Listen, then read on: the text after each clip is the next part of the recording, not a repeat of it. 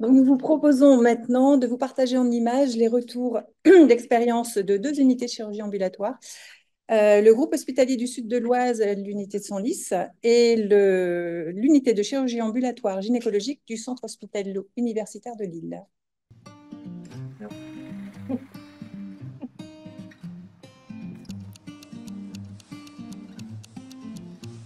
Donc c'est bon, madame, on va pouvoir aller au bloc. On y va debout? Ça vous va? Allez, c'est parti. En marchant. Ici, dans ce service de chirurgie ambulatoire, tous les patients qui le peuvent partent debout au bloc opératoire. C'est une nouvelle procédure qui a été mise en place depuis à peu près un an maintenant. C'est ce qu'on appelle le patient en 3D, donc debout, digne et détendu. Avant, du fait d'installer le patient sur un brancard tout de suite, ça ajoutait un facteur stress supplémentaire. Là, du fait d'y aller à pied, les patients ils sont beaucoup plus détendus, on échange avec eux, c'est plus agréable. Moi, je trouve ça mieux. Moi, ça me rassure. Le patient qui part au bloc opératoire debout est considéré comme une personne. Il y a une communication directe avec le soignant. Ça joue en effet sur son stress, sur son anxiété qui est diminuée. Tout est envisagé en vue de sa sortie rapide. Donc le patient va se prendre davantage en charge. On a d'abord étudié l'existant, on a mis en place des référents, on a fait des réunions, des groupes de travail et on a étudié le parcours des patients, les flux et on a réorganisé en fait nos locaux sans aucun travaux finalement et on a revu nos organisations avec les équipes. Le patient ressent les choses mieux, il se sent moins malade. Du fait que tout de suite, les gens sont rassis, sont mis debout, on les laisse plus attendre au lit pendant des heures et des heures comme on faisait avant. C'est plutôt sympa parce qu'on n'a pas l'impression d'être à l'hôpital et de partir en intervention. On a essayé, après on a demandé aussi aux patients leur retour, si ça leur convenait. Et pour la plupart, on a des retours positifs, donc c'est très bien. Quand ils sont plus détendus, les soins sont plus faciles à faire. Ils se sentent plus rassurés. On a déjà été soutenu par la direction sur ce projet et l'équipe d'encadrement était vraiment partie prenante, ainsi que les équipes, les infirmières, les aides-soignantes, les brancardiers. Le résultat, c'est que maintenant le projet s'est étendu à tous les services du pôle de chirurgie sur les deux sites, Creil et Senlis.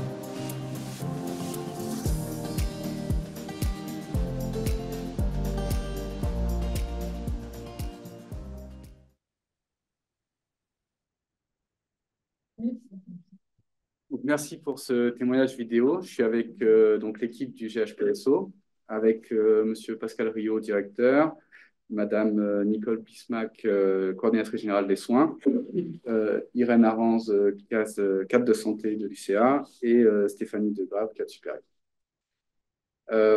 J'aurais quelques questions sur ce qu'on a vu pour compléter ce retour d'expérience. Dans la vidéo qu'on a visionnée, l'action réalisée portait sur la mise en œuvre du patient debout. On a entendu à la fin que le projet avait été justement étendu à l'ensemble des pôles du service chirurgie sur Creil et Senlis. Donc, on comprend qu'il y a eu, a priori, un déploiement en plusieurs phases et en plusieurs périmètres. Est-ce que vous pouvez nous parler un petit peu de ce phasage projet et également nous parler de la phase de préparation qu'on entend au départ de la vidéo? Alors, nous avons d'abord étudié le contexte, établi un bilan de l'existant en pointant les dysfonctionnements, fixé des objectifs et défini le périmètre du projet. Avec l'équipe d'encadrement, nous avons constitué des groupes de travail avec des personnes représentantes de chaque service et de chaque fonction.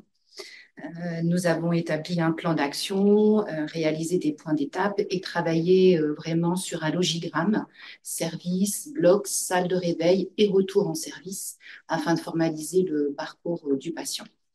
Les équipes ont d'ailleurs aussi étudié et demandé, en fait, ils ont étudié leurs besoins en termes de matériel notamment. Et en termes de communication, on a vraiment insisté sur le fait d'aller voir toutes les équipes dans tous les services. L'idée était vraiment de les écouter, de répondre à leurs inquiétudes parce que ça changeait complètement leurs organisations. Donc, en fait, c'était vraiment les impliquer tous et vraiment donner du sens à ce projet. Ça, c'était très important. La phase de déploiement, elle a été progressive. Nous avons démarré à Lucas sur Creil en novembre 2022, en janvier 2023 sur Lucas de Senlis. Et sur l'année 2023, on a étendu le projet à tous les services du pôle de chirurgie, à la fois pour les patients programmés en hospitalisation complète et aussi sur les patients qui provenaient des urgences et qui allaient effectivement au bloc opératoire.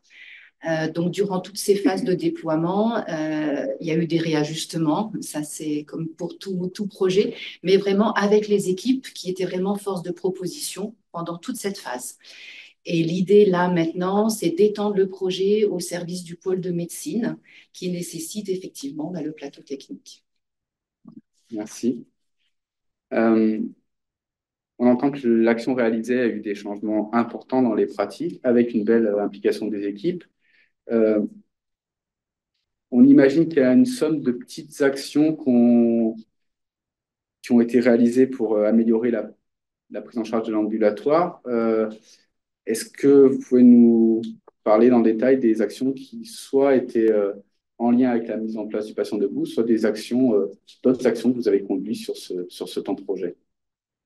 Oui, en effet, avec l'écoute des patients et du personnel, avec des temps d'échange qui ont été réalisés, on a déterminé des axes d'amélioration sur la qualité de la prise en charge des patients tout au long de leur parcours. Le but était toujours le respect, la dignité et le patient acteur, comme on voit dans le film. Donc, cela a nécessité des formations pour le personnel, notamment dans la gestion du stress du patient qui n'est plus prémédiqué. Donc, ces formations, elles ont été nécessaires pour améliorer la communication dès l'appel à J-1 au patient, où déjà il y a un dialogue avec le patient, voilà, qui permet de le connaître. Donc, ces formations, elles ont eu pour thème la communication thérapeutique et l'hypnose analgésie en équipe de soins. Nous avons eu un retour très positif des agents qui ont participé à cette formation avec la mise en pratique sur le terrain. Et ce sont des formations qui ont été du coup instaurées pour le pôle de chirurgie et qui se renouvellent tous les ans afin de former tout le personnel. Il y a eu, comme on l'a vu, la création du salon de confidentialité, qui a été un bureau créé à partir des idées recueillies par l'équipe. Il permet d'accueillir le patient et son accompagnant s'il y a lieu, dans le calme, la sérénité. Les échanges sont personnalisés avec le patient qui se sent plus à l'aise d'exprimer ses peurs, ses attentes, de reposer des questions. Donc, ce qui fait qu'il part au bloc d'autant plus serein. Voilà.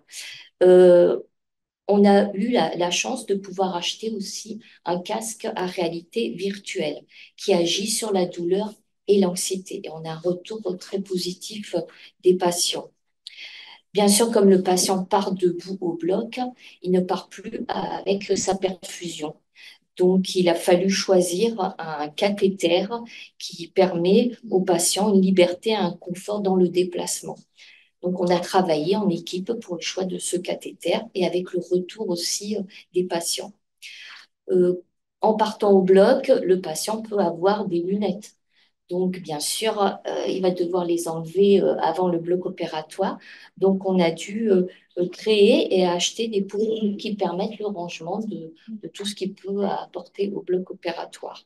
Donc, en fait, voilà, le projet a amené des changements en continu. Donc, le patient debout, ce projet, il est devenu très rapidement une réalité. C'est entré dans les pratiques au quotidien. En fait, on ne reviendrait pas du tout en arrière. Hein, et puis, finalement, ça n'a pas été si compliqué. Voilà. Merci beaucoup. On a entendu dans la vidéo, dans vos témoignages, une vraie implication des équipes, de l'ensemble des équipes, donc du temps qui a été consacré pour les impliquer dans le projet. Est-ce que vous pouvez nous partager l'intérêt pour l'établissement d'investir justement du temps soignant, du temps qui n'est pas qui n'est pas de la production de soins, pour construire des projets d'organisation depuis l'établissement? Excusez-moi. Ce projet a vraiment eu un impact sur les ressources humaines et vraiment avec un impact fort en 2 temps. Et le premier, c'est le sens retrouvé, en fait, le sens retrouvé euh, dans la satisfaction du travail accompli. Et quand on le voit dans le reportage, les patients expriment de la satisfaction. Et donc, ça renforce vraiment la satisfaction aussi des agents d'avoir ce retour. Et quand on parle du sens aujourd'hui, ce retour-là est vraiment très important pour les agents. Mais au-delà de cette action qu'on voit là sur la chirurgie ambulatoire aujourd'hui, ce qu'on observe nous au sein du GHPSO, c'est que cette dynamique, en fait, elle démontre que on est en train d'améliorer nos techniques et nos pratiques de soins et que ça, c'est une dynamique qui n'existait pas et qui est vraiment très intéressante, en tout cas pour les équipes. Ça change l'image du GHPSO, on l'entend en ce moment et je pense que c'est important de le souligner. Ça n'a pas toujours été le cas. Ça renforce l'attractivité de l'établissement aujourd'hui en recrutement. On peut parler du projet. Ça fait partie des choses que l'on valorise et c'est en tout cas des choses qui peuvent faire partie des projets qui sont attendus aujourd'hui par les équipes. Ça réduit également l'épuisement professionnel. On voit que le brancardier l'explique très bien dans son activité vie quotidienne. Et aujourd'hui, vraiment, si on veut fidéliser nos professionnels de santé, vraiment, ce sont les projets qui méritent d'être mis en avant. Et en tout cas, on est dans un cadre de travail où on voit des professionnels qui sont engagés et qui se sentent en confiance aussi. Et je pense que ça, c'est intéressant pour nous au niveau des établissements. Dernier élément, si je peux compléter, d'un point de vue, on va dire, plus pragmatique et ergonomique, on l'a vu, un seul brancardier avec un patient debout. Donc, plus de lit, plus de brancard. Ça veut dire moins de choc dans les murs, moins de choc dans les portes de l'ascenseur, moins de panne, du temps évité et une rapidité d'exécution qui est bien supérieure. Et ça, c'est quand même important. On a une augmentation de l'efficience qui est très forte. Et on l'a vu dans le reportage, à la fois on augmente la qualité, on augmente la satisfaction et on diminue les moyens nécessaires. Donc on augmente l'efficience, ce qui tente à prouver que qualité et efficience ne sont pas antinomiques, bien au contraire. Et donc, je reviens à mon brancardier qui n'a plus de lit à pousser, donc plus de troubles musculo-squelettiques, plus de lombalgie. Et là aussi, on diminue assez fortement les arrêts de travail pour TMS et les risques liés à ce métier, à cette fonction. Donc, je dirais que c'est un projet à effet papillon. Un projet qui semble assez simple d'abord, qui ne l'est pas du tout, mais par contre qui produit de multiples effets bénéfiques dans les parties de son application, encore une fois, tant sur la qualité que sur l'ergonomie et l'efficience. Voilà, c'est vraiment un très beau projet et je tiens à remercier évidemment l'encadrement et toutes les équipes qui se sont mobilisées sur ce beau projet, sur cette belle action, et qui aujourd'hui font vivre ce projet et l'améliorent évidemment de jour en jour. Merci et encore bravo pour ce projet mené. Et on va continuer sur un autre retour d'expérience avec le CHU de Lille sur le site de Jeanne de Flandre. Merci.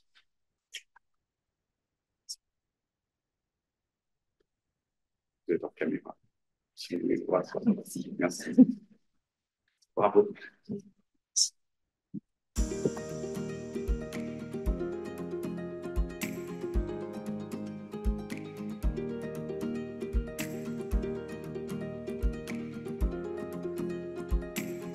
Au Chute de Lille, dans le service de chirurgie ambulatoire de gynécologie, nous avons réduit le temps de présence préopératoire de nos patientes de 3 heures à 2 heures. Avant, les patientes arrivaient toutes en même temps. Elles étaient convoquées à 7 heures, quelle que soit l'heure du bloc. Donc ça avait un impact sur le jeûne opératoire qui augmentait. C'est un impact aussi sur les conditions d'intervention chirurgicale, sur le stress. On a décidé de faire des arrivées décalées de nos patientes, tout en maintenant une sécurité de prise en charge, bien sûr, pour que la patiente soit au bon moment au bloc pour être prise en charge. On a réfléchi au poste de l'infirmière programmatrice, on s'est dit qu'il nous faut vraiment une coordinatrice. Nos patientes voient l'anesthésiste 10-15 jours avant leur bloc opératoire.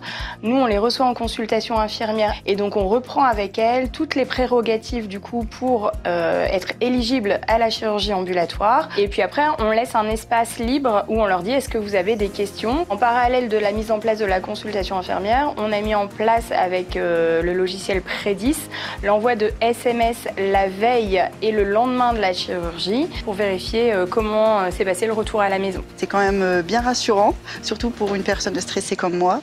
Donc moi je trouve ça super, en tout cas au niveau de la prise en charge. On sent qu'il y a, qu'ils sont là, qu'ils sont derrière nous et que on est suivi de A à Z.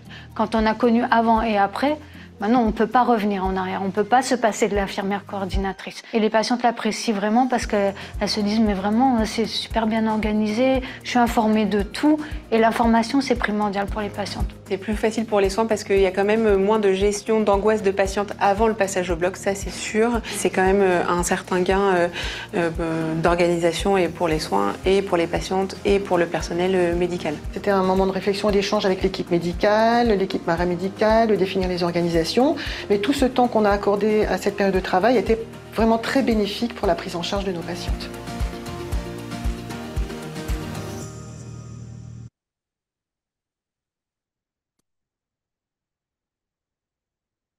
Donc, merci pour ce témoignage vidéo. On est maintenant avec le CHU de Lille, avec l'équipe présente, donc Dr Marie Pécou, Pascal Krim, cadre de santé, et Juliette Korupinski, cadre supérieur de Pôle.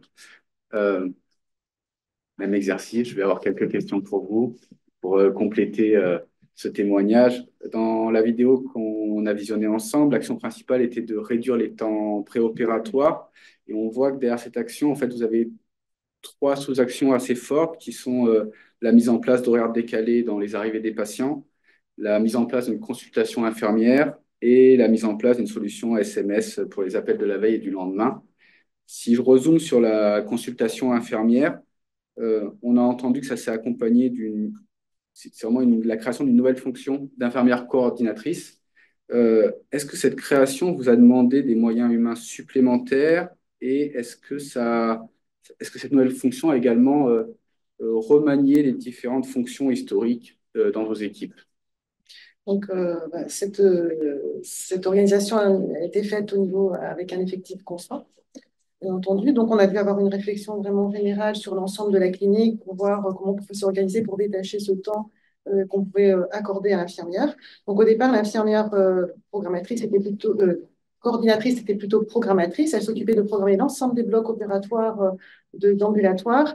Et on s'est dit, c'est sur ce point-là qu'on peut vraiment agir et retirer ce temps de programmation pour le dédier à la coordination du parcours patient. Donc, on a fait une réflexion avec l'ensemble des professionnels, médicaux, paramédicaux et secrétariats au niveau de la clinique. Et on a décidé en équipe de déplacer ce temps de programmation sur l'équipe de secrétariat. Donc, les secrétariats reprennent cette charge de programmation, ce qui a permis d'accorder ce temps de coordination à l'infirmière coordinatrice. Pour ce fait, on s'est appuyé aussi sur des différentes aides, c'est-à-dire qu'on a également pu tester un logiciel d'appel automatisé. Ça fait gagner ce temps d'appel téléphonique, donc on a eu ce logiciel d'appel automatisé. Voilà, et donc toute cette organisation s'est mise en place, cette consultation infirmière avec la sécurisation du parcours de la patiente. L'anticipation des problèmes, c'est essentiel. Si on fait d'entrée à H-2, c'est pas le moment de gérer les problèmes au dernier moment. Donc tous les problèmes ont été, on essaye d'anticiper tous les problèmes et vraiment d'accorder. Ce qui est important, enfin on le voit vraiment dans le film, c'est que les infirmières ont ce temps important à accorder maintenant, ici et maintenant à la patiente au moment de l'entrée. Et c'est plus, attention, j'ai 13 patientes qui arrivent à 6h45 et je dois aller prendre par ordre de passage au bloc. Et je suis avec la patiente et je pense déjà aux 12 autres qui attendent derrière. Là, je suis avec la patiente à ce moment-là et mon temps est dédié à cette patiente pour la prise en charge. Et ça, c'est très important. On le sent, on a une grande satisfaction de l'ensemble des équipes soignantes de l'unité, mais également des patients qui se disent, voilà, il y a vraiment l'impression qu'on s'occupe d'elles et qu'on prend le temps de répondre aussi à leurs questions avant le bloc. Très clair. Pour éclaircir aussi un point, vous avez mis en place des horaires décalés, donc on a des heures d'arrivée qui vont être différentes selon les patients, donc selon l'ordre opératoire, selon l'ordre du programme opératoire. Comment on pratique et communiquer cet horaire aux patientes avec la situation assez classique qu'en fait les horaires de bloc ne sont validés que la semaine précédente dans un staff de bloc et que la consultation infirmière, elle a peut-être lieu 15 jours avant. Donc, les modalités pratiques. En fait, pour anticiper ce souci-là ou cette organisation-là, nous, ce qu'on fait, c'est que toutes les semaines précédentes, on a un staff de programmation, la réunion de bloc, où il y a au minimum un chirurgien, l'infirmière coordinatrice et un anesthésiste. Ça permet d'anticiper toutes les situations à risque, les patientes qui doivent passer en première position, les indications chirurgicales et également tout ce qui est repérage. Et donc, ça permet d'optimiser le passage au bloc opératoire. Et une fois qu'on a fait cette réunion-là, on valide l'ordre de passage. L'infirmière coordinatrice qui est à cette réunion va verrouiller l'ordre de passage et le rentrer dans le logiciel de programmation Prédis. Et tout ça, ça avait été anticipé lors de la consultation avec l'infirmière coordinatrice qui a lieu environ 15 jours avant la date de bloc. Cette consultation, elle a lieu juste après la consultation avec l'anesthésiste. Comme ça, les patientes ne se déplacent pas plusieurs fois sur le site de l'hôpital. Et en fait, le logiciel de programmation va envoyer un SMS 2 jours avant la date opératoire pour donner toutes les consignes de rappel à la patiente et leur donner aussi l'heure de convocation, qui est généralement H-2 de l'horaire de passage au bloc opératoire. Et lors de cette consultation infirmière, on profite de cet entretien pour vérifier que les patientes ont bien leur passeport d'ambulatoire et également toutes les prescriptions faites en amont afin de faciliter la sortie le jour du bloc et du passage chez nous. Parfait. Donc, on voit qu'en fait, vous avez une somme d'actions. Au final, ce n'est pas une unique action. Est-ce que vous pouvez nous rappeler un peu le calendrier de cette mise en œuvre qui n'est pas si simple et aussi, on voit qu'il y a un peu une démarche d'amélioration continue autour de cette organisation de la chirurgie ambulatoire. Donc, à la fois regarder le passé, les actions que vous avez conduites et de se dire, est-ce que vous avez des projets nouveaux, des actions à venir? Alors, le projet a duré 6 mois à peu près. Donc, c'est vrai qu'il a mobilisé l'ensemble des équipes pluriprofessionnelles, encadrement, infirmières, secrétaires et soignantes. Donc, ça s'inscrit en effet dans une démarche d'amélioration continue. Je pense que ce type de projet, ça a été dit un petit peu avant, c'est l'occasion et l'opportunité aussi pour les équipes de réfléchir à ces pratiques professionnelles et de se dire, bon ben voilà, on est dans une organisation, on prend un petit peu de recul et finalement, c'est vraiment recentrer le bon professionnel au bon endroit avec la patiente pour que ça se passe au mieux. Donc pour ça, on a eu le soutien en effet de l'institution avec il y a un copil ambulatoire qui est très actif au sein du CHU de Lille. Donc ça nous permet aussi d'avoir les supports logistiques, enfin en tout cas les supports de toutes les directions comme l'informatique, voilà, direction de la performance, avec qui par exemple on a travaillé pour les secrétaires pour qu'aussi ça ne pèse pas trop sur leur charge de travail quotidienne. Voilà, c'est vraiment un travail pluriprofessionnel quotidien, j'ai envie de dire. Et oui, on a d'autres actions. Donc, sur l'ambulatoire, on travaille aussi à l'optimisation et on réfléchit là à l'idée de mettre des doubles rotations pour vraiment optimiser et rendre encore plus efficient les parcours. Et puis, on a des actions en parallèle plutôt sur l'hospice conventionnel, comme la mise en place l'entrée le J0 et la RAC. Et il y aura forcément par ricochet des impacts aussi en ambulatoire, parce qu'on peut-être on va se rendre compte de pratiques en hospice conventionnel qui sont plus peut-être d'actualité, qui permettront d'améliorer l'ambulatoire dans les prochains mois. Voilà. Merci et encore bravo pour l'action menée.